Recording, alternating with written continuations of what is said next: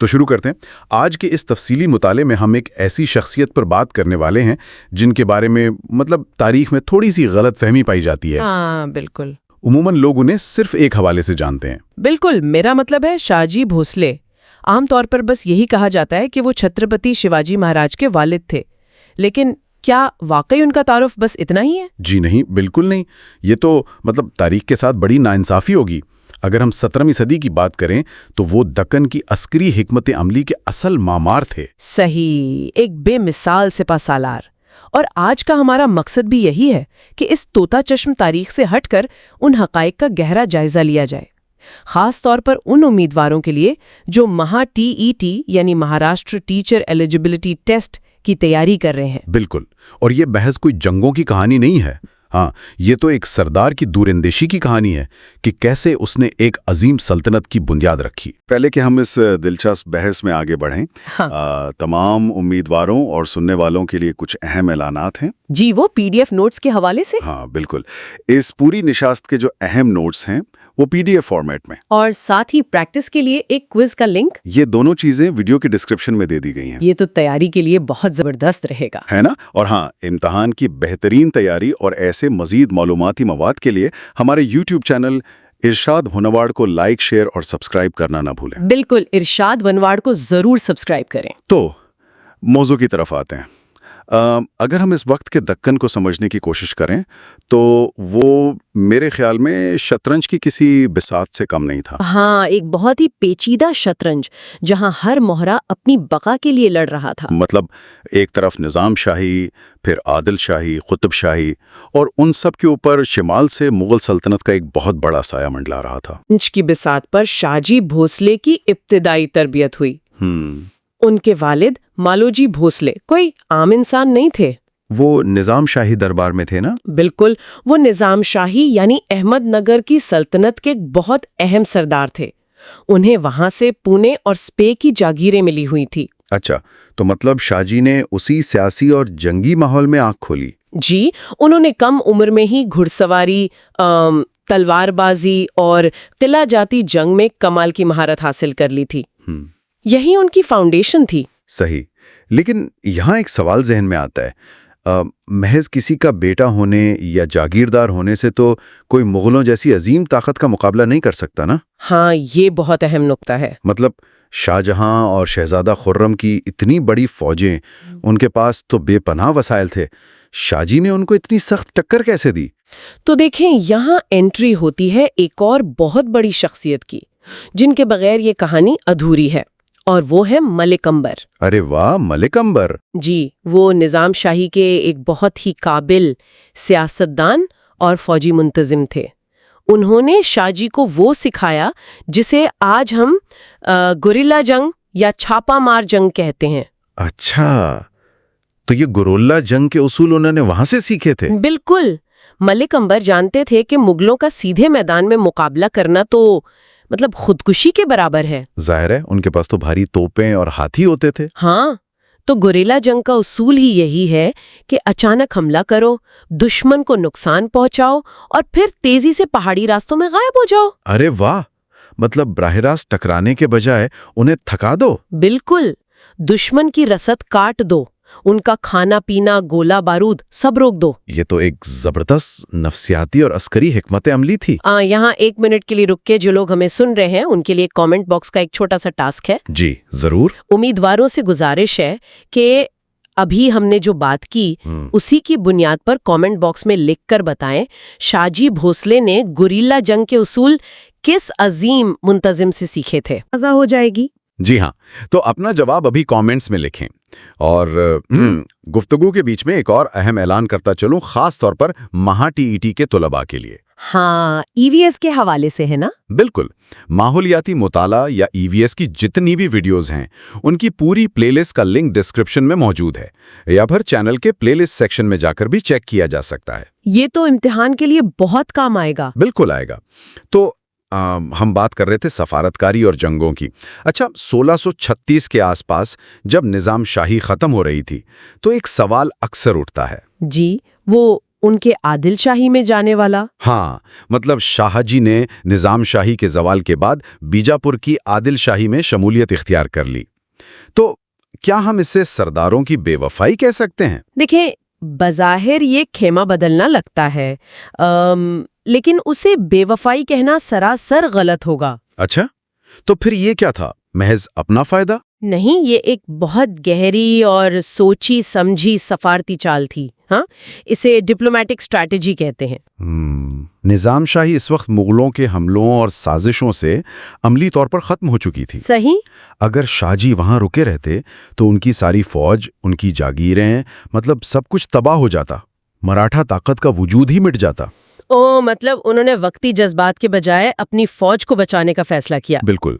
आदिल शाही दरबार से जुड़कर उन्होंने अपनी मराठा ताकत को बरकरार रखा और फिर आदिल शाही ने उन्हें कर्नाटक मुहिमात पर भेजा। और वहीं उन्होंने बेंगलोर पर कब्जा किया था ना? जी हाँ, बेंगलोर, जिसे आज हम बेंगलुरु कहते हैं, वहां कब्जा करके उसे अपना एक मजबूत फौजी मरकज बना लिया। क्या कमाल की दूरअंदेशी थी। और मेरे ख्याल में शाहजी की यही कामयाबियां, उनका यही इंतजामी तजुर्बा बाद में शिवाजी महाराज के लिए एक निसाब बन गया। बिल्कुल दुरुस्त। आप देखें ना, शिवाजी महाराज की शख्सियत में कैसा कमाल का तवाजुन है। हाँ, मतलब एक तरफ उनकी वालदा जीजाबाई, जीजाबाई ने उनमें इखलाकी इक़दार, कौमपरस्ती और नजरियात भरे। मतलब हम कह सकते हैं कि जीजाबाई ने उन्हें एक रियासत का सॉफ्टवेयर दिया। अरे वाह, ये बहुत अच्छी तशबीह है। बिल्कुल।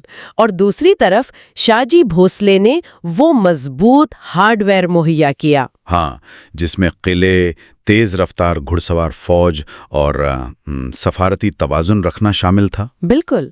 अगर शाहजी भोसले ये फौजी और माशी बुनियादें खड़ी ना करते तो शिवाजी के लिए मराठा ताकत को इतनी जल्दी उभारना वाकई बहुत मुश्किल होता। सही बात है। अच्छा, अब जबकि हमने ये सारी अस्करी और सिफारती बारीकियां समझ ली हैं, तो अब वहाँ टीटीटी इम्तिहान के नुक्ते नज़र से बात कर लेते हैं। हाँ, पिछले सालों के सवालात ये उम्मीदवारों के लिए सबसे अहम हिस्सा है। जी बिल्कुल। तो हम 5 अहम इम्तिहानी सवालात या प्रीवियस ईयर क्वेश्चंस PYQs और साथ ही मंतिकी इस्तिदलाल यानी लॉजिकल रीजनिंग पर मबनी 3 नए गेस सवालात पर बात करेंगे। उम्मीदवारों को चाहिए कि वो अब बहुत गौर से सुने। बिल्कुल। तो पहला सवाल, शाहजी भोसले के वालिद कौन थे? इसका जवाब है मालोजी भोसले। ये निजाम शाही के अहम सरदार थे और यहीं से मराठा ताकत का बुनियादी आगाज होता है। सही। और दूसरा सवाल, शाहजी भोसले ने इब्तिदा में किस सल्तनत की खिदमत की? ये बहुत सीधा है, निजाम शाही। जी। तीसरा सवाल जो हमने कमेंट्स में भी पूछा था, शाहजी भोसले ने गुरीला जंग किससे सीखी? इसका जवाब है मलिक अंबर से, जो निजाम शाही के ही एक काबिल मुंतजिम थे। बिल्कुल सही।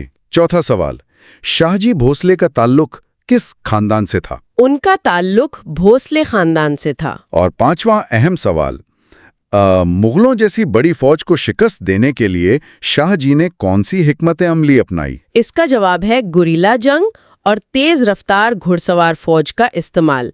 भारी लश्कर के सामने तेजी ही सबसे बड़ा हथियार होती है। जबरदस्त।